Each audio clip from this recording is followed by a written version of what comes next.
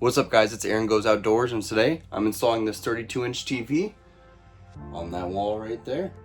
Let's get into it.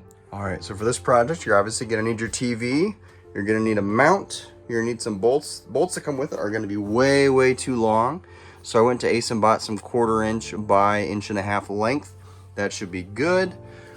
You're gonna need to mark off your spot here on the wall. And depending on the size of your TV, you're gonna need to figure out kind of how it works, especially with this cabinet. There's not a ton of space. We wanted a big TV that would fit, and just fits. We probably will have to move it when we open the cabinet, and that's just something we are okay with.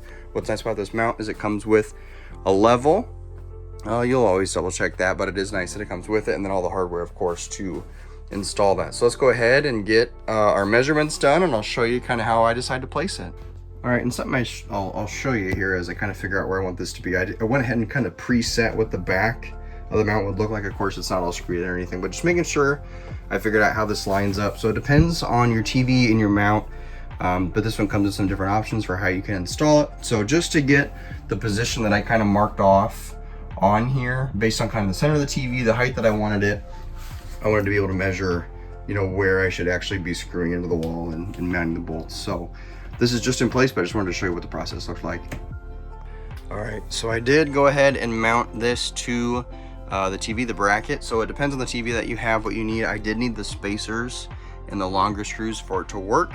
But the next thing I'm gonna do is go ahead and line this up so that goes with how this will mount, so I can get a reading on about, sorry, did better camera work, on about where the holes will need to be. So what I did was I marked the center line up here. I took a horizontal measurement of the TV, decided where I wanted it, make sure there was space here, make sure it didn't just way overlap here, and it's gonna look okay.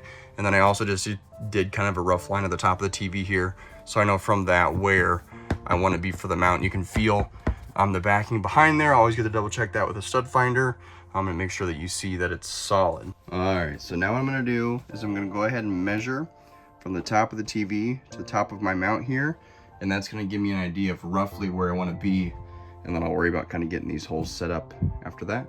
I found that this width was about 4 inches, and then I found the center of these spots was about 2.5. So you got the top of the TV up here, measured down to where the actual spots were for the bolts, found center, found that that bar or bracket was 4 inches across, and found where the center of those holes were. We'll go ahead and put it up to verify that that's where we want it to be.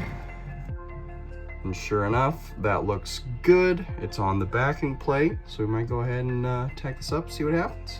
Something I probably should have mentioned earlier is it is imperative that you know how deep you're drilling. So I recommend some tape or something to help you line up how deep you're going, just to make sure you do not pop through, because it is not a very thick spot. So definitely the screws that come with it are way too long. You're gonna need new ones, and then just making sure that you mark it so you don't accidentally pop a hole in your beautiful brand new camper. All right, so now I do have that mounted. I did the stronger bolts up top. Let me see if I can get this out of here, and then a couple of smaller screws here just for some additional support. I'll probably do the same down here, but I definitely wanted some big screws, just, you know, some big bolts at the top just for additional stability. But yeah, let's go ahead and see how she fits. All right, well, as you can see, we got it nice and set up here, going through the options to get it started. I did do some work on the back of the mount just to make sure it was nice and secure. It is kind of a trick getting it to be level, and I think just between the travel trailer being level and this being level, and also depending on if you have it pulled out or set in, it's not gonna be perfect, so you just have to decide your tolerance for that. But anyways, I think it's a good project, a fun one, and obviously brings some new options for those rainy days at the campsite. So let me know what you think. Again, thank you for tuning in to Aaron Goes Outdoors, just another great project here on the Coleman 17B. If you have anything else or questions or anything about the 17B or things that I maybe should check out, or just projects you want me to give a shot, let me know, and enjoy camping and fishing. I'll see you next time. Take care, guys.